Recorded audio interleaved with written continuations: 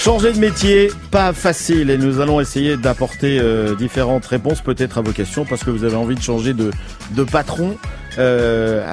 Évidemment, vous avez la solution de gagner au loto, comme c'était dans la publicité. Au revoir, président. Mais en fait, c'est assez déconseillé. Le mieux, c'est de faire les choses dans les règles.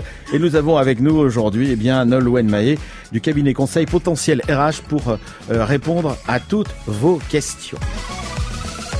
Merci d'être venu, Nolwenn, ce matin. On va en savoir un petit peu plus parce que souvent, après l'été, on se dit non, mais c'est pas possible. Je vais pas reprendre le boulot que j'avais au mois de juin parce qu'on a envie de changer. Souvent, on change beaucoup de choses à la maison, on fait un peu de décoration, on a envie de repartir sur des bases neuves. Mais entre l'envie de changer de métier et changer de métier, c'est toute une histoire, Nolwenn Mahé. Exactement. Ouais. Alors, il y a la volonté, puis il y a le choix aussi. À la rentrée, il y a des fois, on nous impose des choix professionnels, l'entreprise se restructure. Et puis, il y a les petites crises existentielles où on se dit, bah non, c'est plus mon métier, j'ai plus envie de cette entreprise. Il y a ça aussi. J'ai envie de changer. Oui, il y a beaucoup d'entreprises qui profitent du printemps pour faire des audits. Voilà, c'est ça. Et les audits, généralement, sont là pour justifier tout un tas de changements qu'on voit apparaître généralement à la rentrée. Alors, les deux. Nous, on fait aussi des audits. Ça va pas être le sujet de la journée, puis on y reviendra. Oui. Mais on peut accompagner des entreprises sur le développement de leur activité. Donc, ça peut vouloir dire faire monter en compétence des salariés, donc ils vont évoluer. Et du coup, quand c'est fait intelligemment, voilà, les salariés peuvent être consultés et dire, bah oui, je m'ennuie dans mon poste, j'ai envie de changer. Ça évite un départ d'une entreprise, on peut les former, on peut faire des bilans de compétences et ainsi accompagner le développement de l'entreprise. Donc ça, c'est super intéressant. Mais on passe par le mois de juillet et le mois d'août, on est plus détendu, on est plus posé, on est plus à même de prendre le temps de réfléchir sur ce qu'on fait, où on va. Oui. Et souvent, donc, on a envie de changer de métier. Parce que l'évolution dans l'entreprise, c'est une chose qui peut à la rigueur se faire assez naturellement. Le fait de changer de métier veut dire changer de boîte, changer peut-être d'activité complètement. Et là, c'est un problème beaucoup plus compliqué, Nolwenn. C'est ça. En fait, le mot-clé, c'est le changement. Et c'est là où nous, on intervient. C'est là où on peut accompagner, faire le point. L'idée, c'est de se poser autour de sa situation professionnelle. Est-ce que c'est toujours un métier qui me convient ou est-ce que c'est juste une crise qui est liée à d'autres choses, On a une vie qui est complexe. Est-ce que c'est le métier ou est-ce que c'est l'entreprise? Est-ce qu'il faut faire une reconversion ou bien est-ce qu'il faut rechercher un autre emploi? Voilà. Quand je dis que le mot-clé, c'est le changement, c'est ça. Est-ce qu'on a juste peur et du coup, il faut être accompagné pour essayer d'avancer, de réfléchir à tout ça? Est-ce qu'il y a besoin de se former? Est-ce qu'on a besoin de plus? Où est-ce qu'on en est? La question, elle est là. Alors là, on est dans la situation où les choses se font sereinement. Soit on évolue, soit on a envie de changer, mais on est parfaitement conscient que il faut passer à autre chose. Oui. Il y a aussi des situations qui font qu'on ne supporte plus son travail. Oui. Et là, on est peut-être aussi dans une situation de burn-out. C'est un mot qu'on emploie beaucoup en ce moment, qui est pris de plus en plus au sérieux. C'est le cas déjà depuis pas mal de temps, mais les médecins voient ça, disons, de façon plus sérieuse, entre guillemets. Ne faites pas dire ce que j'ai pas dit, mais évidemment. Et là, on se retrouve un peu face au mur. Tout à fait. Alors moi, je suis pas du tout spécialiste du burn-out, mais certains. Je vous demande pas sur le côté médical. Voilà, tout à fait. Non, mais au niveau de l'accompagnement des salariés, souvent on nous sollicite à ce moment-là, au moment de rupture professionnelle. C'est-à-dire que ça peut être un burn-out, ça peut être une dépression professionnelle, ce qui est pas la même chose. Ça peut être aussi un accident et du coup on est contraint, forcé de changer de métier, changer d'entreprise, etc. Donc là, dans ces cas-là, on met en place des accompagnements où on va faire le point sur les freins, sur les motivations, prendre en considération le potentiel de la personne, ses envies, et on va accompagner. Et donc ça veut dire un accompagnement sur la sortie de la zone de confort, c'est-à-dire arrêter d'avoir peur et avancer. Et des gens qui sont pas bien à leur poste, la première chose qui est touchée, c'est l'estime de soi. Donc à partir du moment où il n'y a pas ça sert à rien de vous faire des CV, ça sert à rien de vous préparer à des entretiens d'embauche, vous n'êtes pas prêt. Et c'est là où il faut des interlocuteurs professionnels et puis avancer pour pas faire des erreurs stratégiques. Le risque, en fait, c'est de claquer la porte, c'est de démissionner sans avoir réfléchi qu'on aurait pu avoir une formation avant, qu'on aura pu après. Nous, on le sait. Et puis, c'est d'éviter de faire des mauvais choix par dépit ou par peur. Voilà. Alors aujourd'hui, on va voir le processus général, évidemment. Dans d'autres émissions plus tard, on essaiera de faire, évidemment, pourquoi pas, le bilan des compétences ou tout à fait autre chose. Mais aujourd'hui, nous avons vu ce qui est le déclencheur de cette envie de changer, que ce soit pour des raisons médicales ou des raisons personnelles. On va voir dans quelques instants comment c'est possible. Vous me parliez tout à l'heure de sortie de la zone de confort. C'est peut-être la première chose, c'est à partir du moment où vous voulez changer de métier, toute la famille vous dit « Mais t'as un boulot en or, mais pourquoi tu veux changer? Mais t'es bien où tu es, franchement. » Et là, il faut passer au-dessus de toutes ces réticences. Exactement. En fait, la sortie de la zone de confort, c'est une étape qui est très importante, qui est généralement un petit peu squeezée parce qu'on veut aller vite et puis parce qu'on a pris des décisions un peu vite. Mais c'est le premier pas sur des mécanismes de changement. C'est-à-dire que l'étape 1, c'est tout simplement de faire un diagnostic. Ça paraît évident, mais ça l'est pas tant que ça. Et prendre un rendez-vous juste pour un conseil, faire le point avant de prendre des décisions avec des bons professionnels, c'est important. Alors, première étape, trouver des bons professionnels. Oui. Pas forcément aller chez Pôle emploi. Alors, c'est pas forcément Pôle emploi ou autre. Après, ça dépend de chacun dans son parcours. Ça interviendra dans une deuxième étape. Voilà, exactement. C'est-à-dire que si on est au stade où on peut s'inscrire à Pôle emploi, c'est que quelque part, c'est peut-être déjà un petit peu trop tard pour le diagnostic. C'est-à-dire que l'idée d'un diagnostic, c'est au moment où je pense, où j'ai envie, où on me conseille de changer de métier, changer d'entreprise, je contacte un consultant en mobilité professionnelle, je fais le point, je prends un entretien conseil, ça dure 1 heure et ça évite des claquements de porte parce qu'on n'en peut plus. Ça évite de prendre des décisions qui auraient pu être améliorées. Enfin voilà, notre boulot, c'est ça, c'est de faire au mieux au vu de l'envie de la personne. Oui, parce qu'en plus, c'est pas facile parce qu'on veut changer de métier, mais il faut pas que ça se sache dans l'entreprise parce que vous allez subir des pressions des collègues qui veulent peut-être récupérer votre poste, votre... Ou à l'inverse, un emballement, c'est-à-dire qu'on a des gens où il n'y a pas de souci pour la sortie, mais qui s'emballent très très vite, par exemple, sur un projet et du coup, c'est pas forcément canalisé et structuré et en allant trop vite, ils passent à côté d'aide pour se former, d'accompagnement de consultants pour créer une entreprise.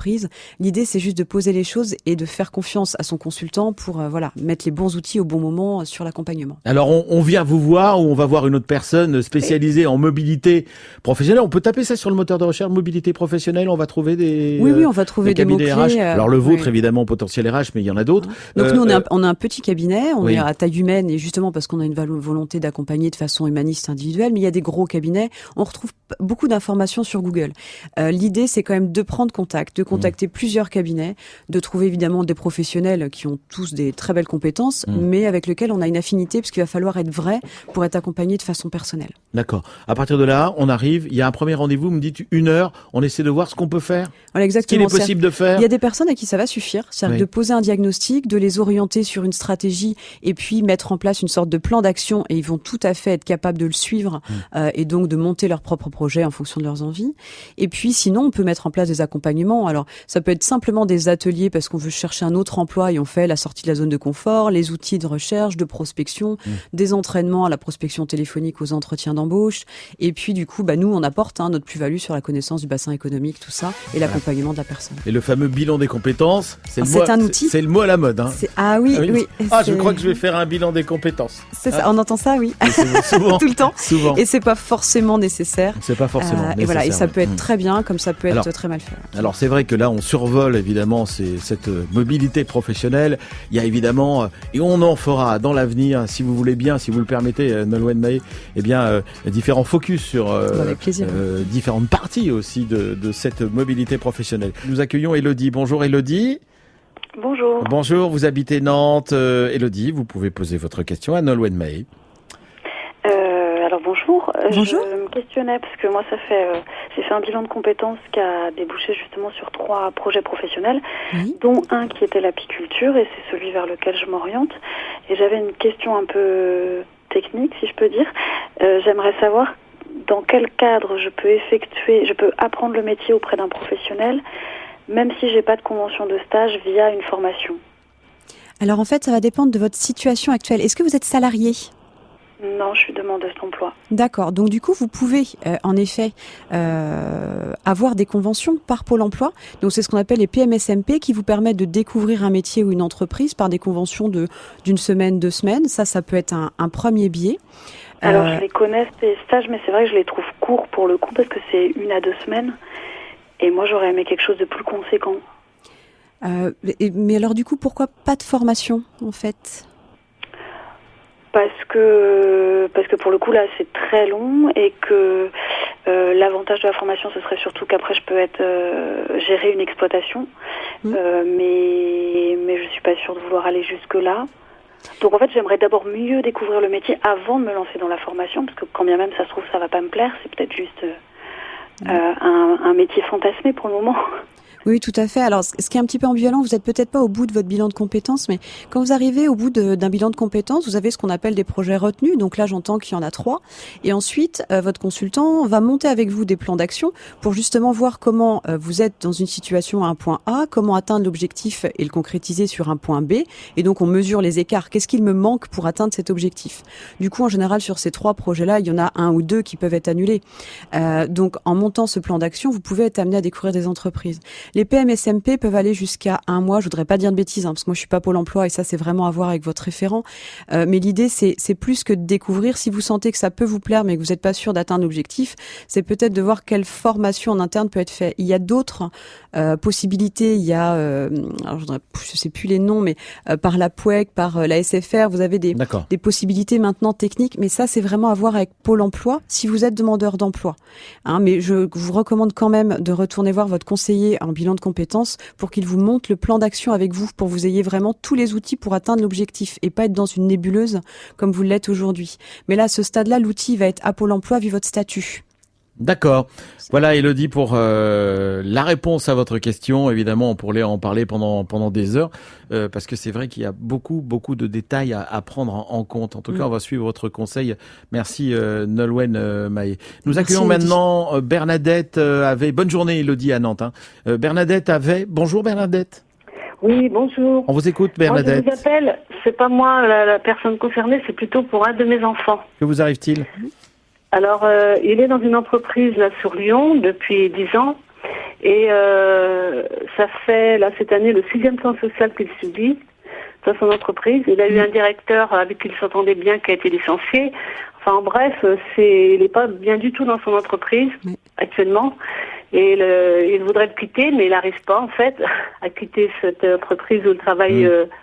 Depuis longtemps. Donc, moi, en écoutant votre émission, ça m'a interpellée et ça m'a ça m'a intéressée dans le sens où, moi, je suis une mère, j'aimerais que mon enfant s'épanouisse dans son travail et ça m'inquiète beaucoup. Qu'est-ce qu'il peut faire? Il est seul, il est isolé un peu et il travaille dans les bureaux. Il était commercial avant, il est dans les bureaux maintenant.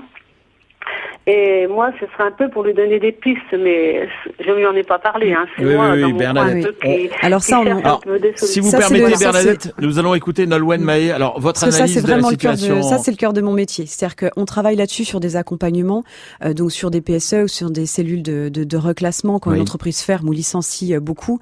Donc, il y a 2 choses. Soit on peut être concerné, et dans ce cas-là, il faut aller voir un consultant mobilité qui va vous dire stratégiquement, ils vont aider votre fils à savoir si oui ou non il doit se porter volontaire, s'il doit ou non quitter cette entreprise. Là, il y a des stratégies justement pour amorcer ce changement. La situation que j'entends dans ce que vous me dites, c'est qu'il n'est peut-être pas concerné par les PSE et du coup, il se retrouve un peu coincé voilà, avec difficulté. Là aussi, aller voir un consultant. Le problème de ce genre de structure et des licenciements massifs, c'est que ça casse l'estime de soi. Il y a énormément d'entreprises qui ferment. Les gens n'osent pas partir parce qu'ils ont cette peur d'être au chômage, cette peur du jugement, de pas rester, etc. Donc là, il faut vraiment se faire accompagner. Donc soit stratégiquement sur des mesures de départ liées à des cellules de reclassement et la consultante de l'antenne emploi qu'il peut avoir va l'accompagner, soit lui-même de son propre chef, il peut se rendre vers un cabinet RH pour discuter de la situation, déjà vider son sac, se faire du bien et qu'on lui donne les bons outils pour qu'il puisse sortir. Parce qu'aujourd'hui, c'est la peur qui empêche de sortir, mais il y a vraiment des solutions. Voilà la direction que doit prendre votre fils, Bernadette. Merci de nous avoir appelé de Vesse ce matin. 9h38 dans quelques instants. La vie en bleu, les 3 questions essentielles. Nolwenn Mahé, ça va être dur pour vous, je sens, de répondre de façon courte parce que vous aimez bien expliquer ce que je comprends et c'est très très bien. Il faut avoir envie et donner envie en expliquant. Parce que c'est passionnant et voilà. C'est pas aussi simple que ça en fait. C'est pas facilement. On peut pas répondre facilement en 2 mots. Ce que vous allez essayer de faire maintenant. Allez. Alors. Changer de métier est un processus très très très périlleux. Oui. Très riche et plein de rebondissements. Voilà, je vais dire ça comme ça. Oui, mais périlleux, non. Non, pas périlleux. C'est pas prendre des risques. Bien accompagné. Non, en fait, le risque, c'est d'avoir peur. Il est là le risque. Oui, et le risque, c'est d'être plus heureux après aussi. Peut-être. Mais c'est ça, en fait, il y a plus d'avantages que d'inconvénients et plus de bénéfices que de risques. Si on est bien accompagné, on minimise ce risque et donc on s'éclate en fait. Il faut prendre cette décision. Deuxième question essentielle, celle qu'on entend tous les jours. Pour changer de métier, Après 40 ans, c'est plus possible. Hein, alors c'est surtout qu'à 40 ans, on a très envie de changer de métier. Il y a des choses qui sont assez clichés et assez classiques, mais ça nous revient. Voilà, il y a des virages de vie, on n'a pas les mêmes envies d'épanouissement. Ça passe par le boulot parce que c'est important. Et bien sûr que non. Heureusement qu'à 40 ans, on n'est pas sur une zone difficile d'employabilité. C'est même une zone où on est beaucoup plus recherché sur le marché de l'emploi. Donc voilà, ça on vous le décrit très très bien en entretien conseil. Mais ça, c'est une chose que vous entendez régulièrement. Régulièrement, parce qu'en fait, à 40 ans, il y a cette petite crise qui nous fait dire j'ai envie de tout changer. Donc l'idée, c'est de pas se casser la figure et de pas faire les mauvais choix, d'où l'intérêt d'être un petit peu accompagné.